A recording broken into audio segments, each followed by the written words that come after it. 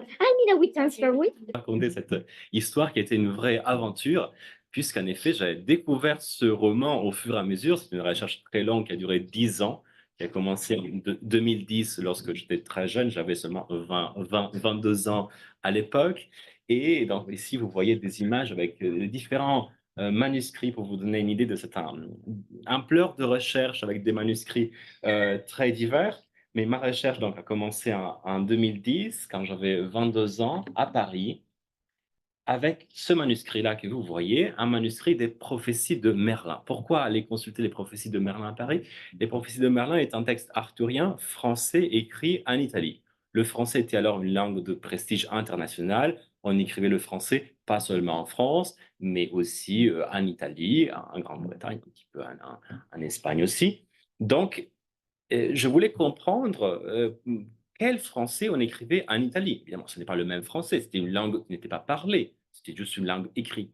Donc, j'y allais pour une raison linguistique et comme vous savez, la caractéristique des manuscrits du Moyen Âge, comme l'imprimerie n'a pas encore été inventée, c'est que chaque manuscrit est unique, chaque manuscrit est différent. Quand on ouvre un manuscrit, on ne sait pas bien ce qu'on va trouver. On le sait un peu puisqu'il y a plusieurs études qui ont été faites, mais on peut toujours avoir une surprise, puisque les copistes aussi combinaient plusieurs textes. Un manuscrit est un recueil de plusieurs textes, très souvent. Donc, quand on consulte un manuscrit, on peut s'attendre à trouver un roman et puis se rendre compte qu'à l'intérieur, il y a autre chose. Et c'est exactement ce qui m'est arrivé ici. Ce manuscrit est un manuscrit qui a appartenu au cardinal de Richelieu, conservé à la bibliothèque de l'Arsenal à Paris, un manuscrit de la fin du Moyen Âge, qui contenait les prophéties de Merlin, texte écrit au XIIIe siècle en français en Italie.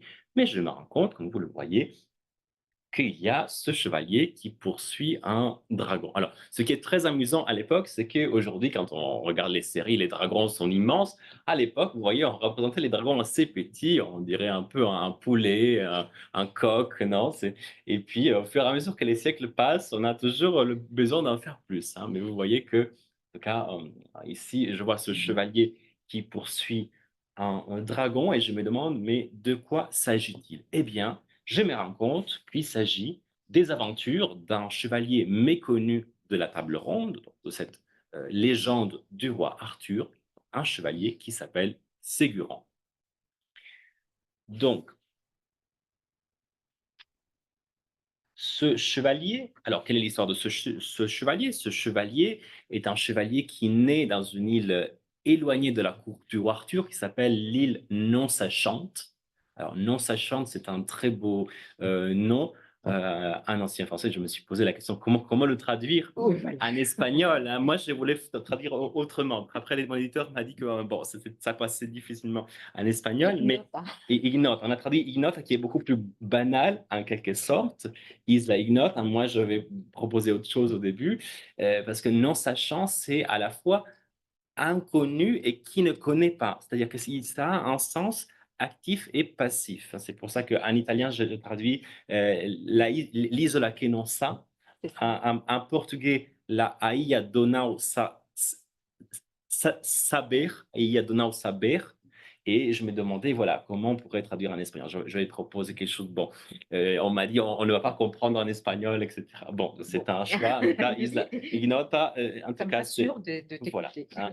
En tout cas, Isla Ignota, c'est beaucoup plus plat, mais en tout cas, c'est beaucoup plus compréhensible aussi. Hein. C'est sûr que ça ne pose pas de doute, mais en tout cas, c'est l'île non sachante. C'est très beau parce que ça veut dire à la fois l'île qui n'est pas connue et qui ne connaît pas. Hein. Donc, c'est ça, ce double sens qui est très difficile à traduire.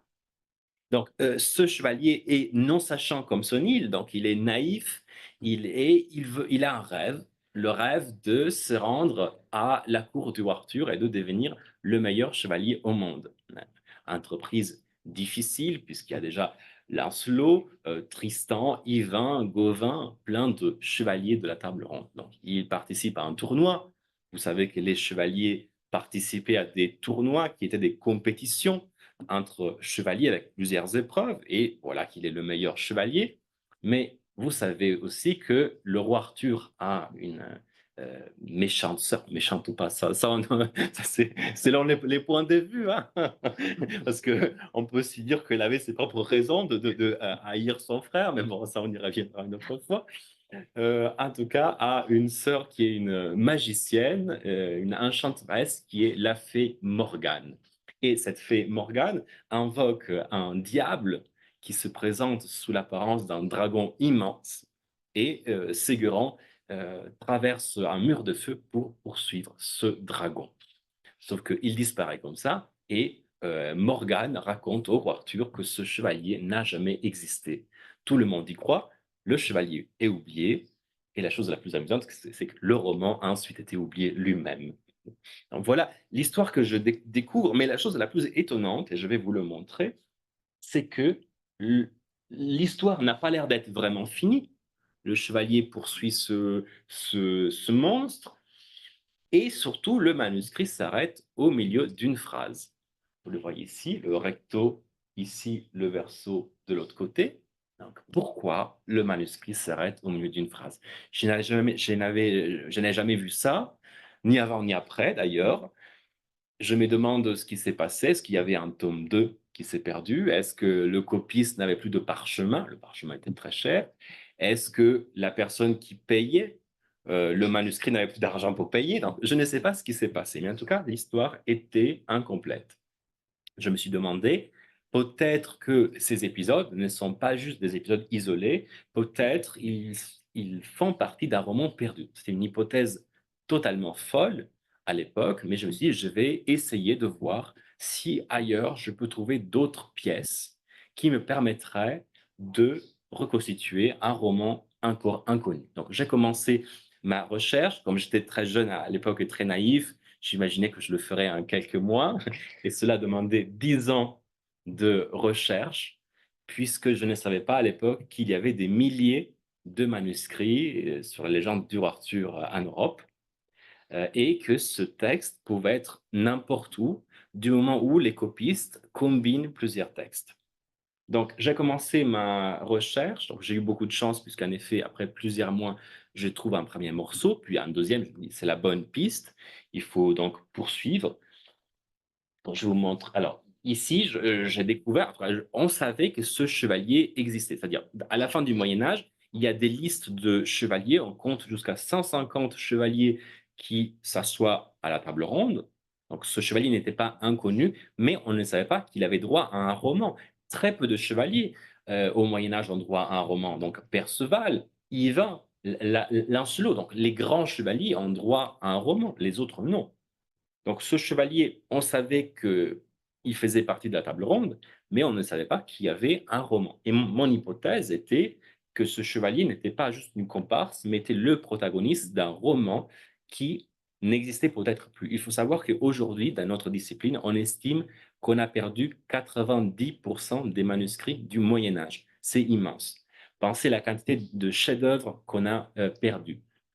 Parfois, on a des chefs-d'œuvre euh, conservé dans un manuscrit unique ou même un manuscrit incomplet, ou alors un texte qui est le texte que je préfère du Moyen Âge français, les Laits de Marie de France, texte magnifique, est conservé seulement dans 5 manuscrits. Hein. Donc, on a perdu beaucoup et mon hypothèse était que ce chevalier était le protagoniste d'un texte perdu. Donc, il était donc relationné à cette table ronde et la question était quelle est sa place à la table ronde. Alors vous savez que, je sais que vous avez déjà étudié donc la légende du roi Arthur, mais revoyons ça rapidement.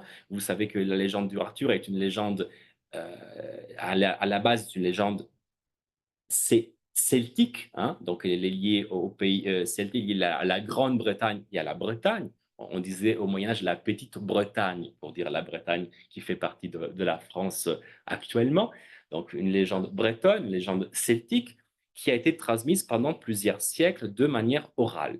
Alors on ne sait pas exactement quand elle a eu son origine. Il pourrait y avoir eu peut-être un personnage qui a inspiré le roi Arthur, mais sur lequel on ne sait rien, hein. Mais s'il y a eu un guerrier celte ou un autre personnage, un général romain qui a inspiré le roi Arthur, cela aurait dû se passer plus ou moins au VIe siècle. Mais les sources, d'une certaine importance, elles datent plutôt du XIIe siècle. Donc il y a plusieurs siècles de transmission orale sur lesquels nous ne savons rien. Et nous recevons cette littérature euh, sûrement très transformée par rapport à son origine, très christianisée, une littérature déjà très courtoise qui nous parle de ce roi qui est entouré des meilleurs chevaliers autour d'une table ronde pour que tous aient la même importance. Donc, sûrement une légende plus ancienne, mais christianisée et racontée dans un cadre pour toi, le cadre finalement de l'époque des XIIe et XIIIe siècles. Et donc, il fallait que je comprenne quelle était la place de ce chevalier dans cette littérature. Vous comprenez bien que c'est une littérature donc celtique, donc il y a ensuite quelques sources en latin, mais qui ne développent pas vraiment tellement cette légende. Et puis, c'est un auteur français que vous connaissez, qui est Chrétien de Troyes, qui crée le roman arthurien à partir de ça. Les romans de Chrétien de Troyes sont en vers, et ensuite, il y a des romans en prose, beaucoup plus longs, etc., qui continue un peu cette littérature et cherche un peu à expliquer le grand mystère de cette littérature qui est le Graal, bien sûr, puisque vous savez que dans l'histoire de Perceval ou le conte du Graal, c'est l'histoire d'un jeune homme naïf qui se retrouve dans un château enchanté, qui voit un cortège de jeunes femmes qui portent un Graal. C'est la première occurrence du mot Graal, mais l'auteur n'explique pas ce que c'est. Perceval ne pose pas la question attendue, qu'est-ce que le Graal? Le château disparaît, l'auteur meurt, si bien qu'on ne saura jamais ce que devait être le Graal à son origine. Et c'est ensuite un autre auteur qui s'appelle Robert de Boron qui récupère l'image du Graal, on peut même dire le mythe du Graal, et l'interprète comme le calice qui contient le sang du Christ. Et autour de cette littérature naissent plusieurs romans en prose qui développent cette légende du roi Arthur. Donc, généralement des romans plutôt anonymes. Et donc, je me rends compte que ce texte, ce personnage fait partie de cette littérature-là. Euh, les manuscrits les plus anciens remontent au XIIIe siècle. Je me rends compte qu'il a été écrit en Italie. Comment je me rends compte? Je me rends compte qu'il y a des fautes de français, en tout cas des choses qu'un français n'aurait jamais écrit. Par exemple, je fais un exemple très parlant, vous qui étudiez le français, par exemple, on lit je suis été. Ça va bien qu'on dit j'ai été, on ne dit pas je suis été. Je suis été parce qu'en italien, on dit io sono stato. Donc, il y a aussi plusieurs lexiques, plusieurs mots qui n'existent pas en français, donc ils sont des calques. Donc, grâce à cela, je me rends compte que ce texte a été écrit en Italie et en français, comme d'ailleurs les prophéties de Merlin. Et donc, je concentre mes recherches en Italie. Je comprends que ce personnage est lié à l'Italie. C'est un chevalier de la table ronde rajouté en quelque sorte en Italie. Et donc, il fallait que je trouve plus de manuscrits sur ce chevalier. Donc, j'ai continué ma recherche. En effet, je commence à trouver la suite du texte que j'avais trouvé à la bibliothèque de l'Arsenal à Paris. Donc, qui nous compte que un jeune homme irlandais croit que Ségurant existe. Donc, il est déterminé à le trouver. Donc, ce jeune homme qui s'appelle Gaulistan le retrouve. Et puis, Ségurant rencontre un personnage mythique de la légende du roi Arthur qui est la Dame du Lac. Et la Dame du Lac lui dit, tu es ensorcelé, tu es obligé par une magie à poursuivre un dragon qui en réalité n'existe pas, qui est une illusion. Et ce qui peut aider, la seule chose qui peut te libérer, c'est de trouver le Graal. Hein. Pas facile, trouver le Graal. Donc voilà que Ségurant cherche le Graal. Moi, je cherche à mon tour Ségurant. Hmm. Et donc ici, vous voyez le manuscrit avec la suite que je vous disais. Sauf que ce manuscrit aussi, il est incomplet. Donc il faut trouver les autres pièces. Hein. Alors à ce moment-là, j'ai compris que le manuscrit a été écrit en italien et en français. Donc je concentre mes recherches en Italie. Et je me rends compte aussi que pour trouver des pièces que personne ne connaît, je dois chercher plutôt des manuscrits brûlés, des manuscrits en morceaux, des manuscrits que les autres chercheurs n'ont pas trop consultés. C'est là où je peux vraiment trouver des choses nouvelles. Donc en Italie, donc je me concentre sur cela, dans plusieurs villes, et voilà que je me rends compte que dans plusieurs archives en Italie, des feuillets ont été réutilisés comme reliures de livres, de registres qui n'ont rien à faire. Donc, dans les siècles suivants, les manuscrits ont été dépecés et ces feuillets, si précieux à nos yeux, ont été réutilisés comme couverture de livres. Sauf que, comme vous l'imaginez bien, cette utilisation, qui n'était pas l'utilisation attendue, fait que le texte est très effacé. Donc, on n'arrive pas à le lire. Donc, qu'est-ce qu'on fait dans ce cas? On utilise une technique qui s'appelle la lampe de Wood. La lampe de Wood est une technique qui nous permet à la lumière ultraviolette de lire ce qui est effacé à l'œil nu. Comment ça marche? Quand l'encre est effacée, il y a des traces métalliques dans l'encre qui restent sur la page et cette lumière met en évidence ces traces d'encre. C'est ainsi que j'ai pu lire ces manuscrits. Vous voyez que non seulement ces feuillets ont été réutilisés comme couverture, mais ont été aussi découpés pour renforcer les livres. Hein. Et voilà que je trouve ici aussi des morceaux des aventures de Ségurant.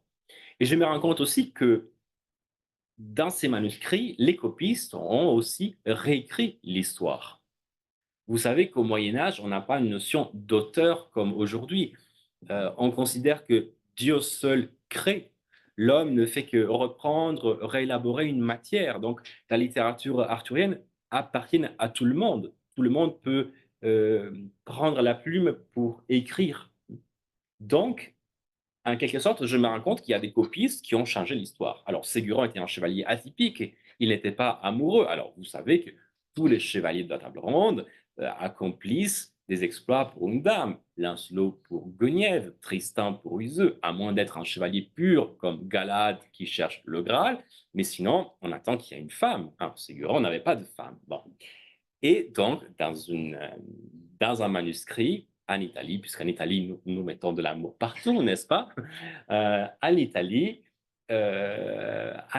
donc, un copiste réécrit l'histoire et raconte donc une histoire d'amour de ce chevalier. Donc, je me rends compte à ce moment que ce que je suis en train de reconstituer n'est pas seulement un roman, mais un ensemble de versions.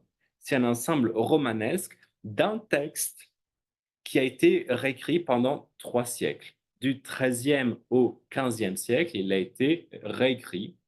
Et c'est un texte qui a eu beaucoup de succès en Europe. Comment je le sais? Je le sais parce que 28 manuscrits, ce n'est pas peu quand on considère que Marie de France est conservée dans 5 manuscrits, les Laits de Marie de France. Et surtout, je découvre qu'il y a 2 épisodes qui ont été traduits en italien, qu'il y a 2 mentions en espagnol, donc une mention dans l'Amadis de Gaula, hein, qui nous parle de Segurades el Brun. Hein. On ne savait pas trop qui c'était, mais on voit que Segurades el Brun, c'est bien Ségurant le Brun. Et une autre mention dans le Tristan de Léonis. Donc on voit que ce texte est arrivé jusqu'en Espagne, est arrivé jusqu'en Grande-Bretagne, dans la grande somme qui est faite donc en Grande-Bretagne, donc la mort du roi Arthur de Thomas Malory, il y a mentionné, c'est un texte en réalité qui recompile les textes français, hein, et dans ce texte, il y a une liste de chevaliers et il y a un certain Severus the Bros. Hein. Severus the Bros n'est autre que Ségurant le Brun. Mais ce qui est amusant, c'est que tous les critiques auparavant ont mis une note. On ne sait pas de qui il parle, évidemment, parce qu'on ne connaissait pas ce chevalier-là. Donc, finalement, c'est un texte qui a eu un certain succès pendant 3 siècles. C'était, on peut dire, un texte qui a eu, était un best-seller, en quelque sorte, de l'époque, qui a essaimé à travers l'Europe. qui a été lu un peu partout.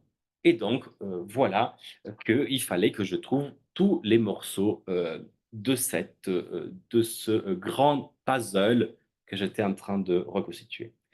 J'ai continué ma recherche. Ici, vous voyez que j'ai essayé de reconstituer toutes les différentes versions. Il y avait beaucoup de versions.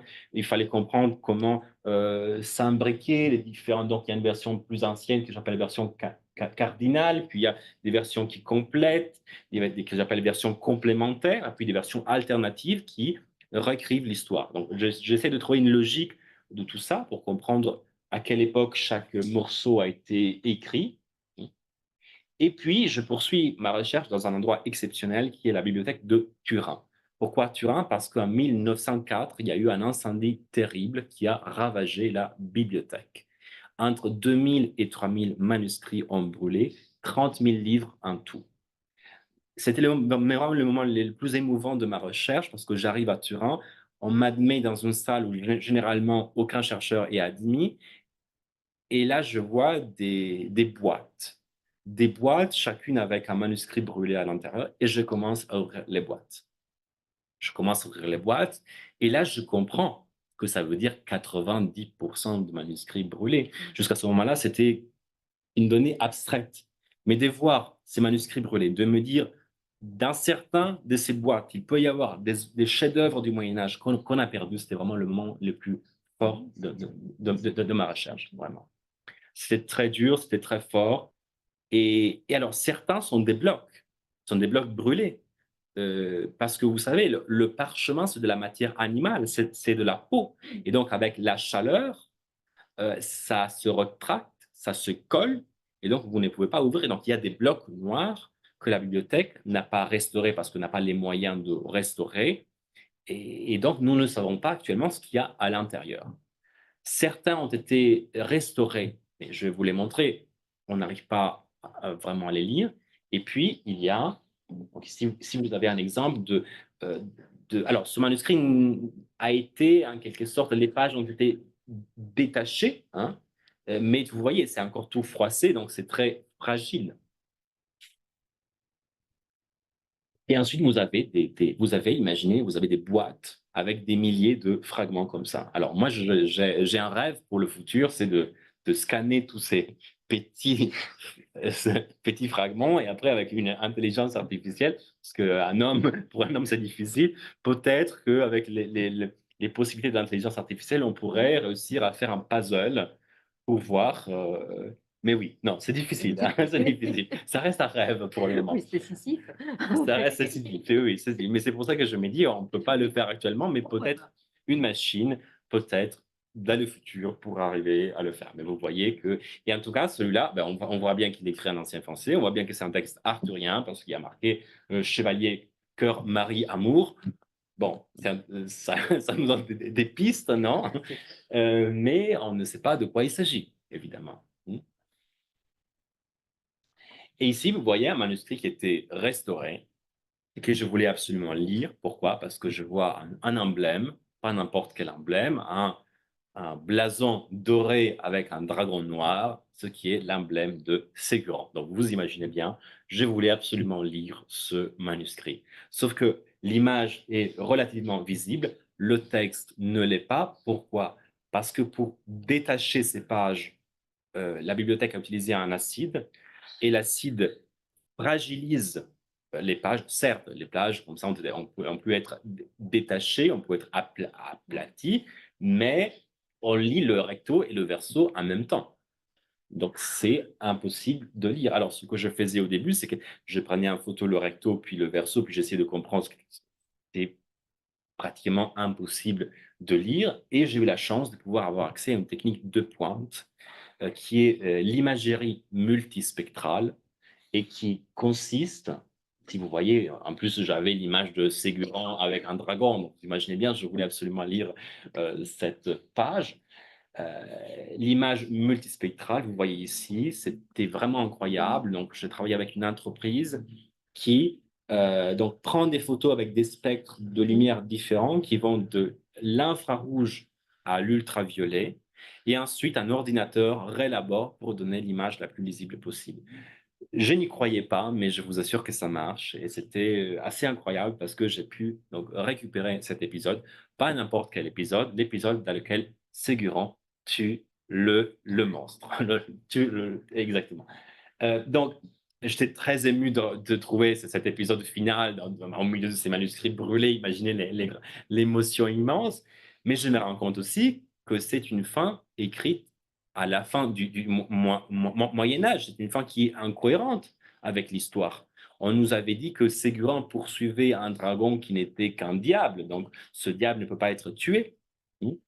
Donc, je me rends compte que c'est une fin écrite à la fin du Moyen Âge, c'est une fin alternative. Et donc, à la fin, et surtout, Ségurant ne trouve pas le Graal, hein.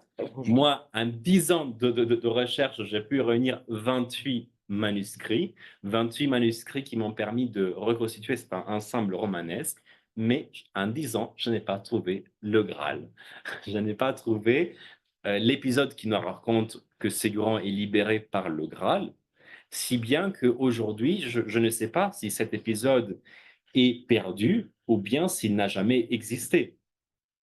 Il se peut que cet épisode soit perdu comme 90% des manuscrits du Moyen Âge, mais il se peut aussi que personne n'écrit l'épisode en question, puisque le Graal est un mystère. Le Graal doit rester un mystère. Si on en dévoile trop, on enlève le mystère. Donc, il se peut que cet épisode n'ait jamais été écrit. Et donc, pour que chacun, en quelque sorte, imagine, puisse poursuivre l'histoire et imaginer l'histoire. Mais j'ai trouvé une autre fin, qui est une fin dans laquelle Ségurant trouve un bateau et rentre chez lui, sur sa propre île, sur l'île non sachante. Et je me demande si ce n'est pas en quelque sorte, voilà, ce n'est pas ça le Graal en quelque sorte. Si le Graal n'est pas le fait de rentrer chez soi, d'avoir vécu une grande aventure, puisque finalement, comme vous le savez, dans Chrétien de Troyes, il y a le sens littéral et puis il y a le sens allégorique, le sens symbolique, hein. C'est-à-dire dans cette littérature du Moyen Âge, il y a le sens premier et puis on nous invite toujours à chercher l'autre ou les autres sens, hein. Donc, il se peut aussi que cet épisode dans lequel le héros rentre chez lui puisse être lu aussi comme, voilà, comme un retour chez soi, comme un Graal personnel, comme on dit aujourd'hui, on a trouvé le Graal, hein, puisque, comme vous le savez, quand les chevaliers de la table ronde cherchent le Graal, ils cherchent aussi eux-mêmes, c'est aussi une découverte de eux-mêmes. À chaque fois, ce sont aussi des romans initiatiques. C'est l'histoire de ce chevalier qui se découvre eux-mêmes, découvre la chevalerie, découvre l'amour.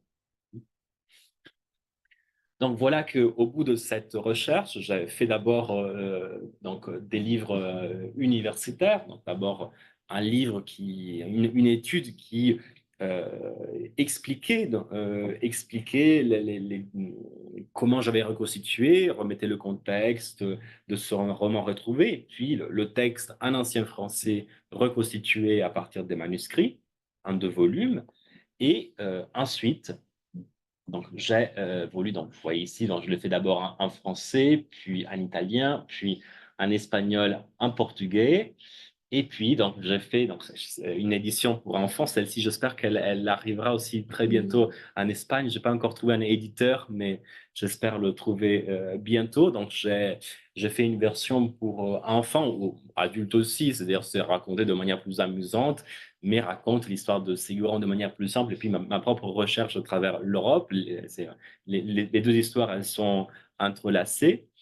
Et puis, donc voilà, c'est vraiment j'ai voulu raconter mon histoire de recherche à travers l'Europe, et puis l'histoire de Ségurant.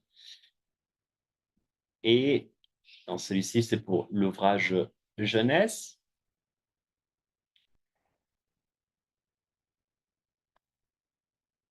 Voilà. Et ensuite, comme en fait ce mystère du Graal n'était pas encore résolu, j'ai voulu enquêter plus.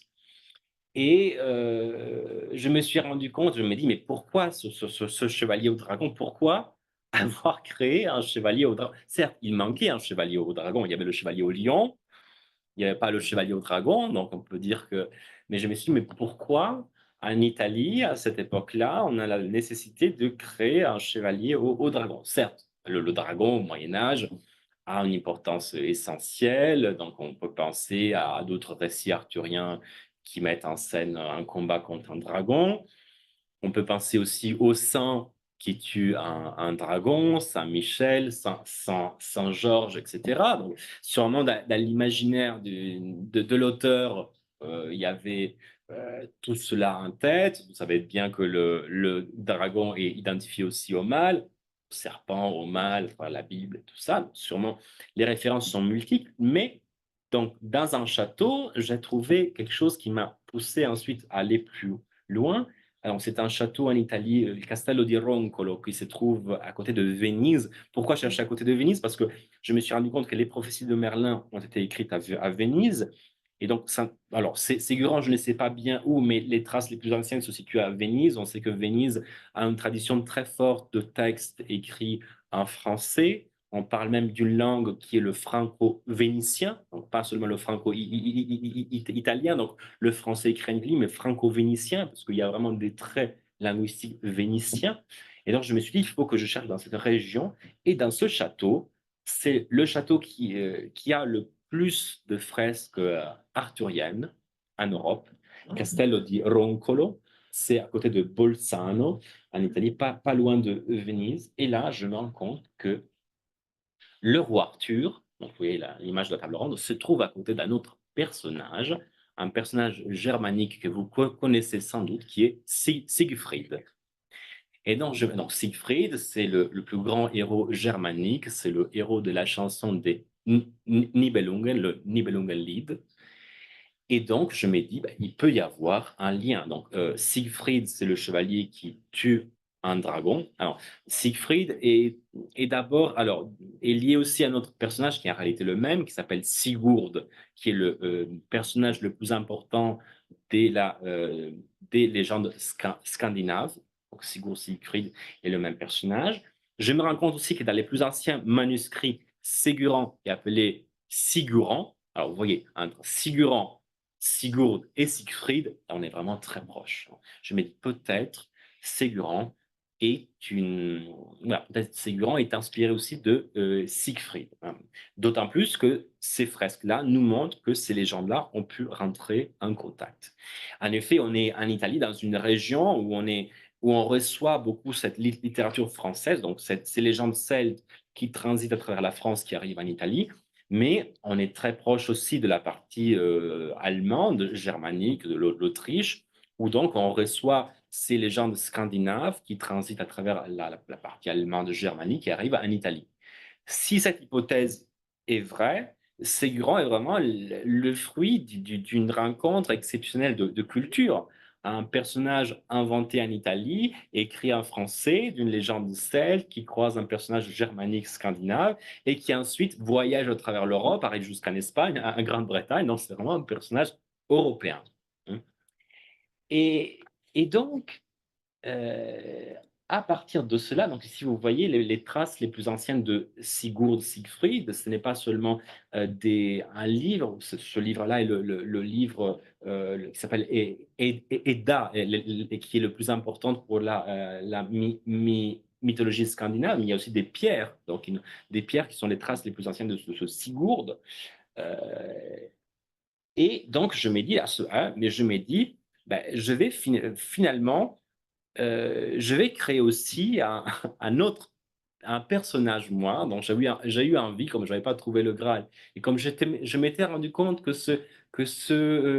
Ségurant, finalement, était lié aussi aux légendes scandinaves et celtiques, etc., j'ai eu envie de faire une version à moi, donc une version un peu plus inventive, donc qui va sortir très bientôt en Espagne aussi, donc un dessin animé, ou un comic, qui va sortir ici en Espagne avec l'éditeur Norma.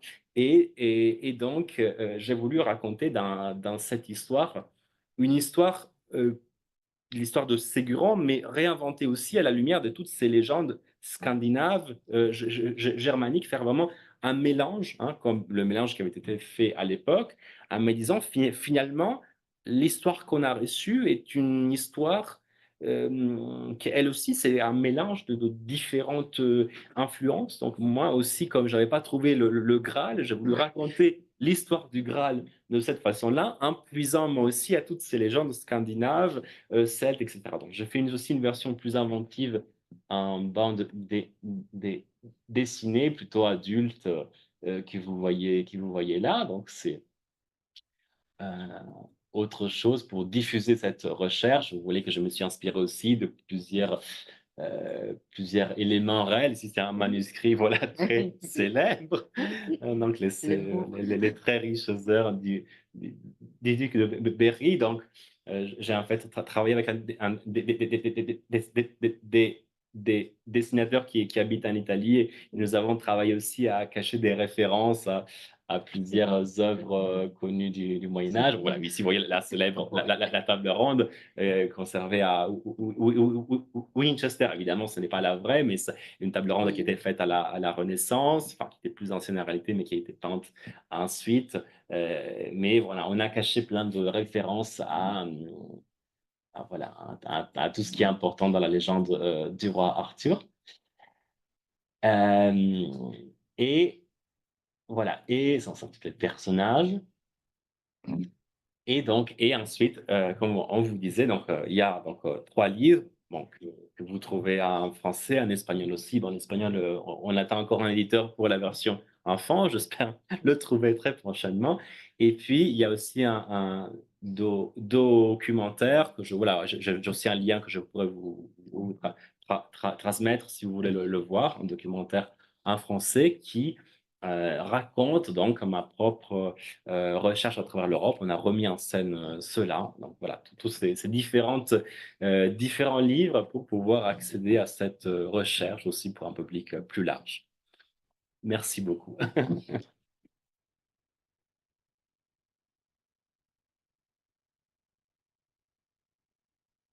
Merci Emmanuel, non seulement parce que tu as récupéré un texte que nous trouvons très agréable à lire, mais justement parce que tu viens de partager avec nous une démarche qui, en quelque sorte, redouble le fait de, non seulement le fait de chercher le chevalier qui cherche et qui ne trouve rien du tout. Et heureusement que ça n'a pas été le cas pour toi. Mais justement, il y a d'autre côté, une autre dynamique qui m'intéresse beaucoup. Le fait de continuer, de t'inscrire dans cette réécriture, de manière à essayer de trouver ou de façonner un dénouement pour ton chevalier. Et il est également très intéressant de constater l'existence d'une certaine mondialisation pour ce qui est de chevaliers, non seulement arthuriens, mais de chevaliers en général, Siegfried. C'est une sorte de syncrétisme, une sorte de... Mais il y avait les voyageurs, il y avait les auteurs et surtout, il est vraiment dommage de constater à quel point nous avons perdu des ouvrages. Nous avons perdu des héros, arthuriens ou pas, mais en tout cas, c'est quelque chose qui est resté l'air. Donc, merci de d'avoir partagé avec nous cette partie qui n'apparaît pas. Merci, ça, c'est très intéressant, mais tu as fait une introduction très intéressante, mais quand même, et c'est très bien de pouvoir nommément nos étudiants d'assister d'une manière, si tu veux, au témoignage direct de la recherche. De la recherche, de la recréation, la réécriture, c'est un processus auquel je vous invite, ça fait quelque temps, je vous invite à partir de Perceval de faire une sorte de réflexion sur la quête. Mais la quête dans des textes autres que les arthuriens ou de textes autres que le texte médiévaux. Donc, ça a été très bien ta suggestion. Donc, quelques questions. Vous avez quelques questions à poser? Et allez-y, lisons.